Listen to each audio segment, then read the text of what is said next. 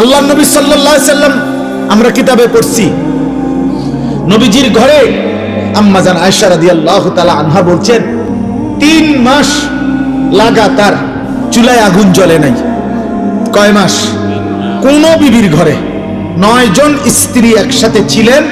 রাআইনা হিলালান সুম্মা হিলালান সুম্মা হিলালান মা আওকাদাত ফি আবিয়াতি রাসূলিল্লাহ নারুন।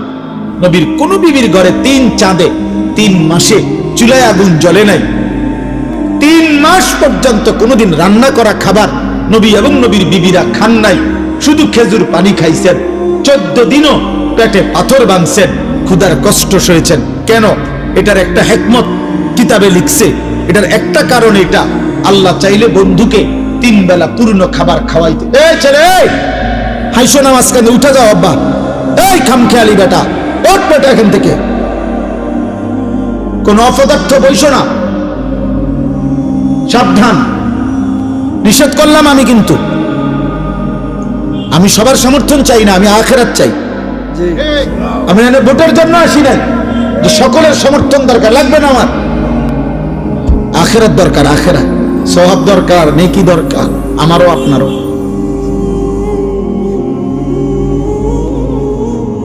মনে রাখবো আব্বা, আমি যত কথাই আমরা বলি, হেদায়েত মূলত আল্লাহর হাতে, পরিবর্তন মূলত কার হাতে? আল্লাহর হাতে। এটা নবীজিকে আল্লাহ আগে বলে রাখছে, বন্ধু দাওয়াত দিবেন আপনি, লোক নেব আমি। দাওয়াত দিবেন আপনি, লোক নেব কি আমি। আপনি দাওয়াত দেন সবাই, যে দুর্লোক লাগে, যে কয়জন সাহাবী লাগবে ইসলামের জন্য, ইমানের জন্য, কালেমার বিজয়ের জন্য, এটা আমি নেব।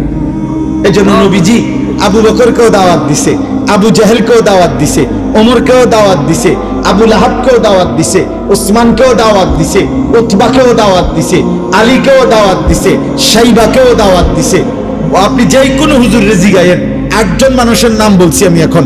এই 8 জনই একই বংশের, কুরাইশ বংশের, এক এলাকার, এক মহল্লার। আল্লাহ বলছে, বন্ধু আবু বকরকে আমি নিলাম, আবু জাহেলকে নিলাম না, ওমরকে নিলাম, আবু লাহাবকে নিলাম না, ওসমানকে নিলাম, উতবাকে নিলাম না, আলীকে নিলাম, শাইবাকে নিলাম না। এদেরকে কেন নিলেন? আমার ইচ্ছা। এদেরকে কেন নিলেন না? আমার ইচ্ছা। কার ফয়সালা? তবে দাওয়াত দেন সবাই, আমগো জিম্মাদারি এটা।